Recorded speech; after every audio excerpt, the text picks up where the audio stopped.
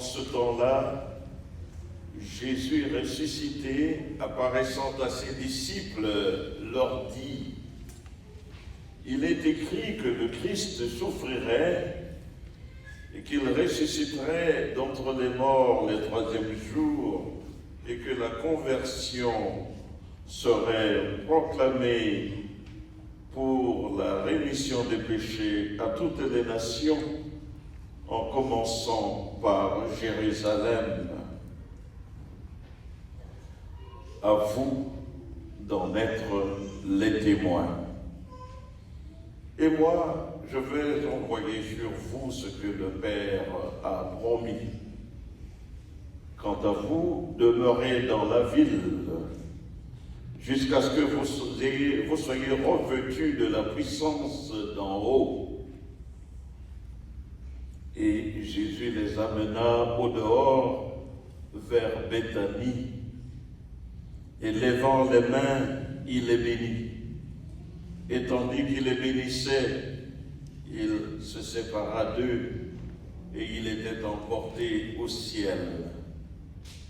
Ils se prosternèrent devant lui, puis ils retournèrent à Jérusalem en grande joie, et ils étaient sans cesse dans le temple à bénir Dieu.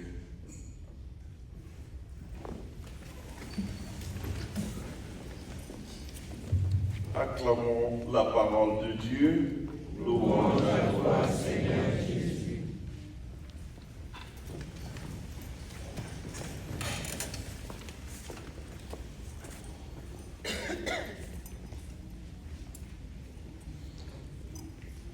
God is good All the time. and all the time. God is good. Dans quelques parties de l'Église, la fête de l'Ascension a été célébrée le jeudi. Dans différents diocèses, cette fête était reportée à dimanche. C'est le cas pour nous ici. Je voudrais que nous commencions par contempler un peu en esprit la scène de l'ascension du Seigneur dans le double récit que nous en donne Saint Luc. Jésus emmène ses disciples vers Béthanie et levant les mains, il les bénit, dit Saint Luc. Or, tandis qu'il les bénissait, il se sépara d'eux et il était emporté au ciel. Eux se prosternèrent devant lui, et puis ils retournèrent à Jérusalem en grande joie. C'est ainsi que l'évangéliste Luc décrit la scène de l'ascension du Seigneur. Mais le même Luc, au début de son deuxième livre, puisqu'il est aussi l'auteur des Actes des Apôtres, donne la description suivante de la même scène. Jésus répond à ses disciples qui lui ont demandé: Seigneur, est-ce maintenant que tu vas rétablir le royaume pour Israël? Et Jésus leur répond en disant qu'il ne leur appartient pas de connaître les temps et les moments que le Père a fixés de sa propre autorité. Puis il ajoute, je cite, « Mais vous allez recevoir une force quand le Saint-Esprit viendra sur vous. Vous serez alors mes témoins à Jérusalem, dans toute la Judée et la Samarie, et jusqu'aux extrémités de la terre. » Après ces paroles, tandis que les apôtres le regardaient, il s'éleva, et une nuée vint le soustraire à leurs yeux. Et comme ils fixaient encore le ciel où Jésus s'en était allé, où Jésus s'en allait, voici que devant eux se tenaient deux hommes en vêtements blancs, qui leur dirent: Galiléens, pourquoi restez-vous là? Regardez vers le ciel. C'est Jésus qui a été enlevé au ciel d'auprès de vous. viendra de la même manière que vous l'avez vu s'en aller vers le ciel. » Alors ils retournèrent à Jérusalem depuis le lieu dit Mont des Oliviers, qui en est proche. Alors vous voyez que dans le premier livre, c'est-à-dire l'Évangile, la description est très sommaire. Tandis que dans le deuxième livre de Saint Luc, les Actes des Apôtres, il décrit plus en détail. À mon humble avis, cette deuxième description de la scène de l'ascension du Seigneur par le même auteur, Saint Luc, me paraît plus réaliste que la première, puisqu'elle donne plus de détails aussi. Je me dis que le jour de l'ascension du Seigneur, si nous essayons de l'imaginer, doit avoir été, pour les disciples, pas un jour de grande joie, comme Saint Luc l'a décrit dans son évangile, mais plutôt dans le sens où il est décrit dans les actes avec plus de détails. Je parie donc que c'était un jour de joie, mais aussi de nostalgie, mêlée de tristesse, parce que c'était un jour d'au revoir. Et nous le savons tous d'expérience, l'au revoir au adieu n'a jamais été un événement entièrement et simplement joyeux. Il y a toujours un certain mélange de joie et de tristesse lorsqu'il faut se dire au revoir ou adieu. Madame de Sévigné parlait de la douleur de la séparation. Nous l'avons tous expérimenté en nous séparant d'un être cher à l'aéroport, à la gare de train ou à la gare d'autobus. Nous avons vu des gens pleurer derrière la vitre lorsqu'il s'agit de se dire au revoir, même si on est sûr que la personne reviendra. Mais est-ce qu'on n'est jamais trop sûr? Il y a toujours le sens du vide qui nous envahit pour un moment. Dans le cas présent, tandis que les apôtres sont préoccupés à savoir, est-ce que maintenant qu'il est ressuscité, il va et enfin être établi roi sur Israël? Jésus, lui, leur parle d'autre chose. Leur préoccupation n'est pas rencontrée. Et il est élevé, enlevé au ciel devant leurs yeux. La question n'a pas reçu vraiment une réponse. La description qui suit montre que les apôtres n'en croient pas leurs yeux. Ils restent là, dit Saint Luc, à fixer encore le ciel où Jésus s'en allait. L'un ou l'autre d'entre eux, si pas tous, doivent s'être dit en eux-mêmes, ce n'est pas vrai. Et c'est fini comme ça. Et il est parti. Il a fallu que 2 anges viennent leur dire de retourner à la maison, leur assurant que c'est Jésus qui a été enlevé au ciel d'auprès de vous reviendra de la même manière qu'ils l'ont vu s'en aller vers le ciel. Donc, jour de joie, mais aussi de tristesse et d'appréhension.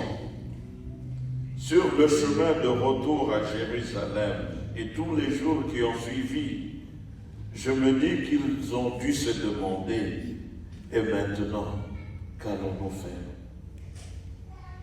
Qu'allons-nous devenir?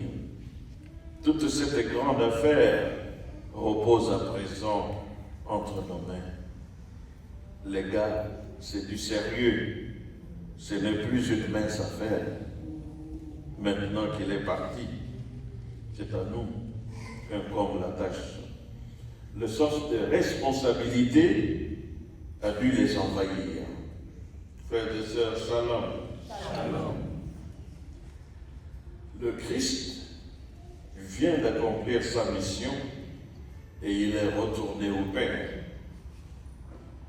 La mission, la sienne, est accomplie, mais elle n'est pas terminée. Shalom. Celle des apôtres commence à peine, et la nôtre également.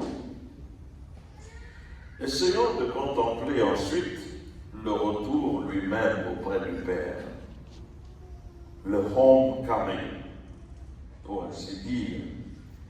Quel accueil lui a été réservé? Comment ce retour a-t-il été célébré au ciel?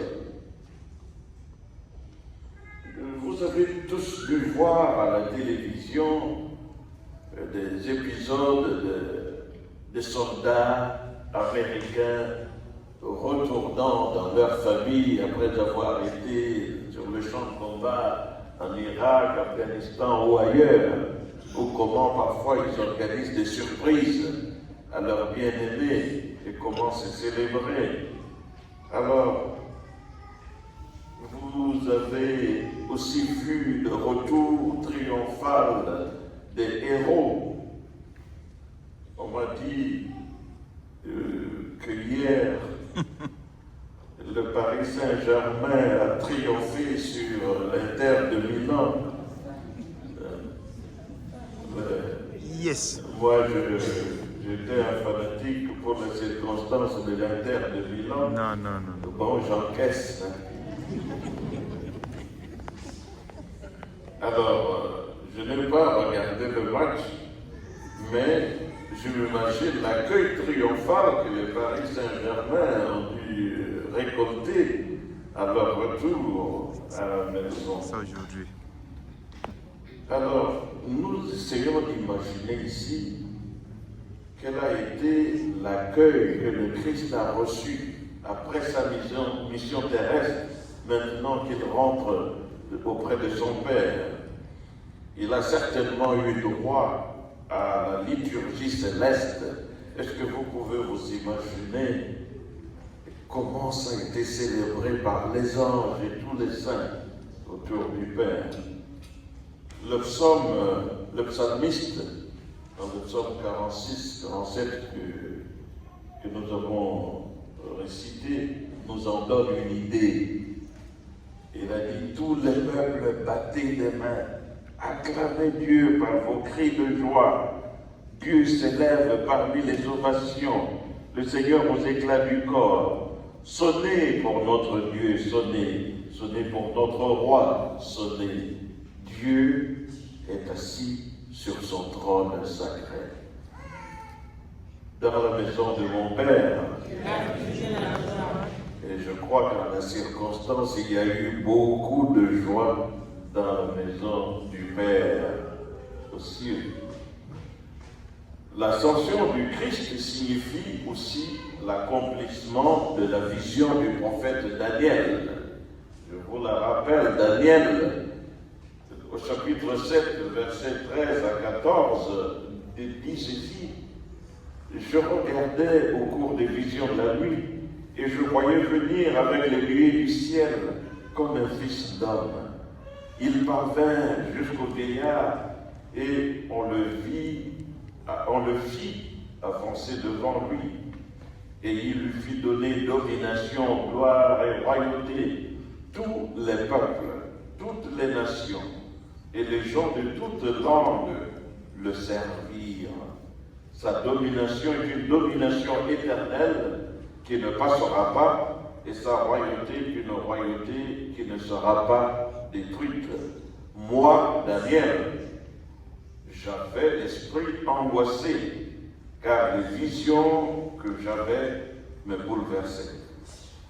Et ensuite, il va demander l'interprétation de cette vision. Donc, vous voyez, chez Daniel, il dit même qu'il était angoissé de voir ce qui se passait. Donc, il y a toujours ce mélange de joie et de tristesse. Mais voilà comment le Christ est couronné au ciel. Le Christ s'en est allé rendre compte à son Père de la mission qu'il avait reçue de lui. Et il peut dire fièrement, mission accomplie. J'ai fait la volonté du Père.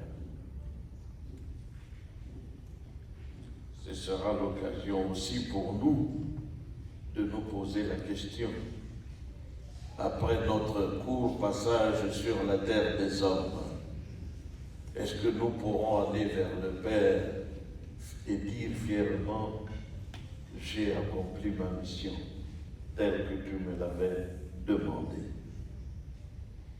Pour les apôtres, cependant, comme pour nous, la mission a commencé. Il nous appartient à la suite des apôtres de mener à bien l'œuvre du royaume inauguré par le Christ. Il n'y a pas raison de craindre. Le Christ rassure ses apôtres avant de s'en aller. Vous allez recevoir une force quand le Saint-Esprit viendra sur vous. Vous serez alors mes témoins à Jérusalem, dans toute la Judée, la Samarie et jusqu'aux extrémités de la terre. La mission est celle du Christ, qu'il a reçue de son Père et qu'il a réalisée fidèlement. À sa suite, les apôtres doivent continuer cette même mission, cette même et seule mission. Shalom. Ils ne doivent pas inventer leur propre Église, mais se mettre au service de l'Église que le Christ a fondée et a laissée à leurs soins. D'où pour nous l'exigence de la fidélité à la tradition de l'Église reçue des apôtres qui l'ont reçue du Christ lui-même. C'est une affaire sérieuse à prendre sérieusement. Parce que nous entendons aujourd'hui sur les réseaux sociaux toutes sortes de prêches. Il se trouve que des faux prophètes de tous bords sortis du néant prêchent leur propre évangile et pas celui du Christ. Par exemple, le Christ n'a pas prêché la théologie de la prospérité. Il n'y a pas un Dieu des Blancs et un autre, celui des Noirs, de nos ancêtres. Vous entendrez aujourd'hui au nom d'un certain panafricanisme des gens dire non, ce christianisme c'est une affaire des Blancs, nous avons notre propre religion, notre propre Christ, etc. C'est une colonisation spirituelle. L'Église, nous ne l'inventons pas, mes frères et sœurs. Elle est une et universelle. Je le redis, être chrétien, c'est-à-dire disciple du Christ, est une affaire sérieuse, c'est une affaire grave, à prendre très au sérieux. Comme chrétiens, nous rappelle Saint Paul, nous portons un trésor précieux dans des vases d'argile. Le trésor de la foi nous est confié, il ne nous appartient pas de le changer, de le modifier ou de nous amuser avec la foi reçue des apôtres. C'est une matière sérieuse et grave. Être témoin du Christ jusqu'aux extrémités de la terre et jusqu'à la fin des temps veut dire aussi nous tenir prêts à souffrir pour la mission que les apôtres nous ont léguée. Il nous en a prévenu. L'heure vient où ceux qui vous persécuteront croiront rendre un culte à Dieu. Mais il ne faut pas avoir peur, ce n'est pas notre mission, c'est celle du Christ. Nous l'accomplissons avec la force du Saint-Esprit qu'il a lui-même donnée. Vous allez recevoir une force quand le Saint-Esprit viendra sur vous. Vous serez alors mes témoins. Le Christ ne s'en est pas allé n'importe comment. Il n'a pas délaissé ses apôtres, les abandonnant à leur triste sort, avec une tâche incommensurable qui les dépasse. Non, avant de partir, il leur dit de ne pas s'inquiéter. Tout pouvoir m'a été donné au ciel et sur la terre. Allez de toutes les nations, faites des disciples.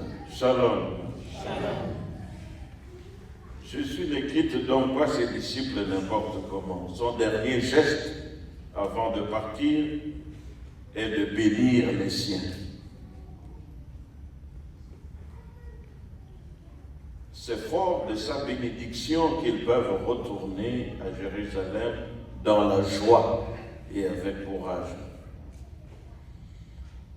Assurons-nous aussi qu'avant de quitter cette terre, nous puissions donner une bénédiction à nos enfants, à nos proches, leur souhaiter la grâce divine pour continuer après nous. Le monde ne doit pas s'arrêter après nous. J'ai entendu certains leaders dire après nous les déluges. Souhaitons la bénédiction à ceux qui viennent après nous. Quittons cette terre en laissant un monde plus beau qu'avant. Si vous essayez d'être chrétien en comptant sur vos propres forces et vos propres dons et talents, vous ne vous en sortirez pas. À la fin de chaque messe, le prêtre ne laisse pas les fidèles s'en retourner chez eux n'importe comment. Le prêtre agissant in persona Christi, au nom du Christ, nous donne la bénédiction de Dieu. Puis il ajoute, allez dans la paix du Christ. Allez en grande joie. Vous venez de célébrer votre Dieu sur sa montagne sainte, à présent, allez en mission, en comptant sur la bénédiction et la grâce du Seigneur. C'est pourquoi il est important de ne pas s'en aller après la communion, sans attendre d'avoir reçu la bénédiction finale. Elle a donc son sens. Comme le Christ ne s'est pas séparé de ses apôtres n'importe comment, nous aussi, nous n'allons pas lui dire au revoir n'importe comment. Les apôtres l'ont accompagné en dehors de la ville de Jérusalem, jusque vers Béthanie, sur le mont des Oliviers. Nous pouvons faire de même, comme des serviteurs qui accompagnent leur maître, leur chef, à la gare de train.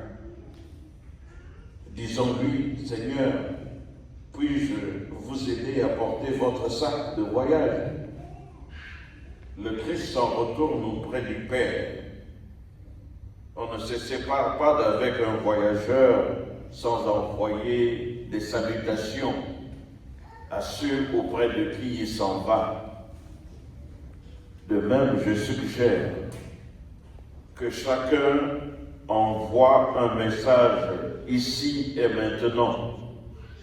Que chacun d'entre nous, ici et maintenant, adresse une lettre dans son cœur, une note verbale, une prière au Père en demandant à Jésus de la lui remettre en main propre. Shalom. Shalom. Je me répète, nous allons prendre un petit moment, un bref moment maintenant, où chacun d'entre nous va envoyer une note verbale, une prière qu'il remet à Jésus en disant tu retournes vers le Père, donne-lui cette prière en main propre, en exprimant le désir le plus intense, le plus cher de notre cœur. Je voudrais donc que nous prenions 2 petites minutes et que chacun d'entre nous formule cette prière dans son cœur.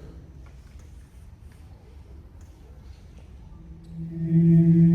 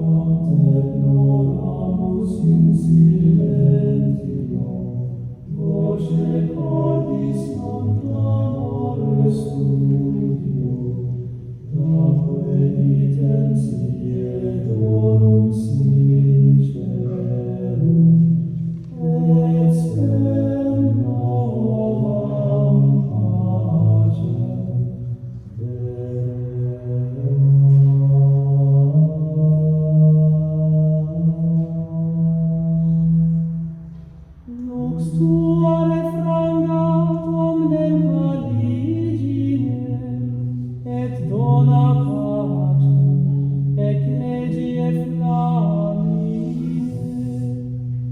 ut in conclavi fiat voluntas tua, non nostra, sed electio nova. Inclina aurem tuam rex coelorum, et mit de spiritum super